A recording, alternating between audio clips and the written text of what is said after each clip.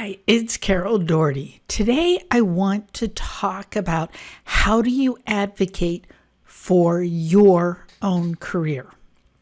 So often it's easy to sit back and say, when I'm ready, my boss will move me up. Or I hired on here and they showed me there's this progression. I start as an engineer 1 and I go to a 2 and a 3 and then this.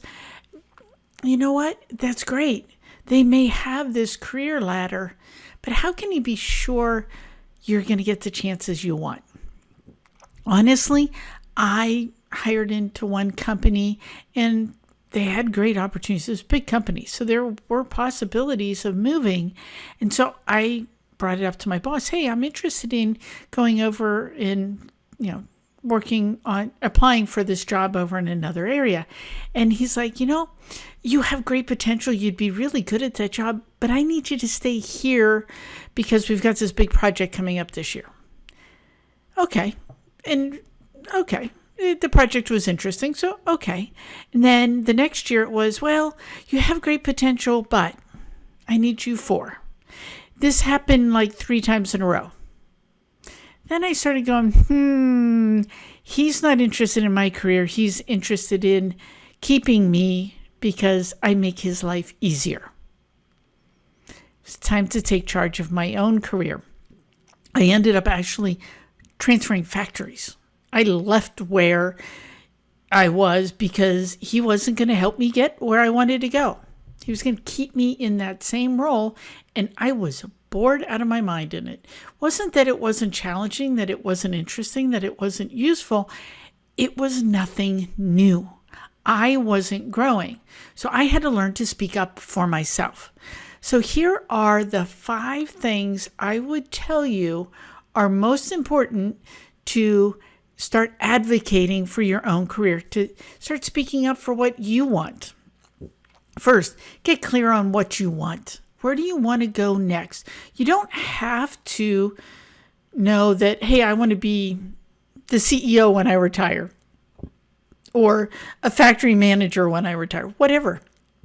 You don't have to know what the end game is. Know what's next and start talking about getting yourself to that next level.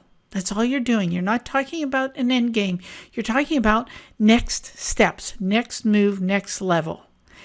And part of creating that vision of where you want to go is getting really crystal clear. The other thing about getting clear on what your vision is on where you want to go is to know your priorities. What kind of work do you want to do?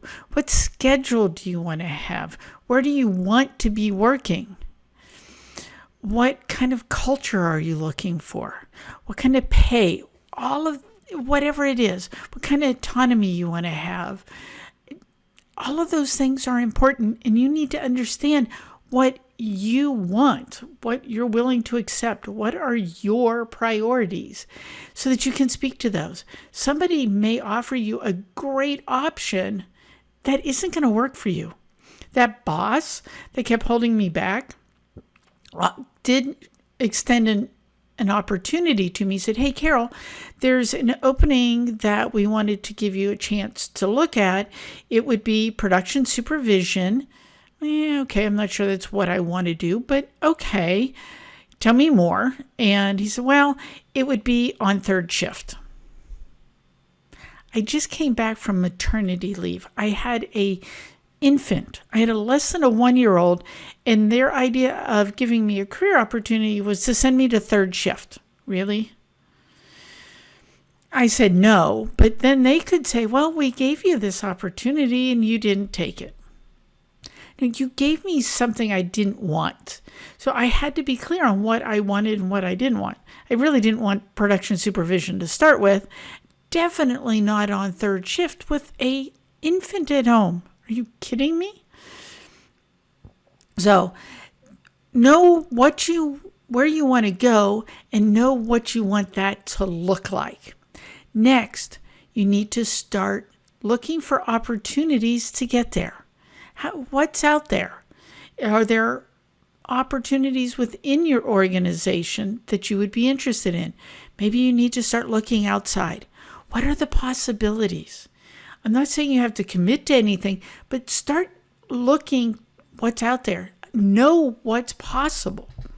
That's a big key. What's out there? What's possible? What can I do? I have this idea that I want to go do X, Y, and Z. Well, is that even possible? If it is, great. Then start talking to your boss. Now, it may be that you have a boss like I did who tells you, yeah, but, or my last corporate boss who, when I brought up to him what I was interested in, his answer was, yeah, sorry, that's not going to happen. The organization will not create that kind of move for you. I was at corporate, I was a director level, and I said, the only career move I can see for myself would be to become a vice president. He's like, yeah, no, not happening. Well, I know how this is going to go. So you may have bosses like that, but you don't know until you know, right? You might have other bosses like one in same company that first one was. I transferred factories and was vocal about, I'll finish this project, but then I want to do something different. I've been doing this too long. They were like, okay. And they did work with me. And I moved out of engineering into supply management. And there they asked us to create a career plan from where you are to retirement. Yeah, that was like 25 years. But okay, I created the plan and gave it to my boss. And his boss, so my grand boss, looked at it and we had some conversations around it. And I actually got to not my next step, but the second one up within like 2 years. And it should have taken me a lot longer to get there. It should have taken me about 6 years to get to that position. And it took me 2. Part of that was because I said I wanted to go there and I was doing the work to get there. I was working on growing my skills, advancing myself, and becoming the person who could do that job. So when the position came up, I had the opportunity. So talk to your boss. Be open. They might be jerks about it, but then you know. Then you know you've got to find a way around them. And it might be leaving the company. It might be getting an advocate within the organization. One of my peers, my boss didn't do this just to women. He did this to everybody. One of my coworkers, Mike wanted out also. And so Mike had an opportunity to do a special project with another department, and they ended up becoming an advocate for him and got him pulled out. I didn't have that. Look around for ways to network. When I transferred factories and said, hey, I don't want to stay in this forever, I wasn't mean about it. I wasn't nasty. I wasn't ugly. I was professional, and I talked about it. And so a friend of mine in the factory heard me talking about it, and she talked to her boss and said, oh, Carol would be great to have her in supply management. And her boss later told me, saw me and said, hey, when are you coming over to supply management? I'm like, Jack, they have to backfill my position and they're working on it. So as soon as that's possible, then sure, I'd be interested. What do you guys got going on? Jack didn't bring me into supply management. One of his peers did, Craig. And so by talking to people and being honest, not mean, not nasty, but just being honest of what it was I was looking for, people knew. So when an opportunity came up, I actually ended up with a choice of 2 different roles, and I got to pick. You don't get that kind of opportunity unless you're willing to advocate for yourself. So know where you want to go, know what that looks like, look for the opportunities, talk to your boss, and start networking. Let people know what you're looking for, and you'd be surprised at how many people will help you.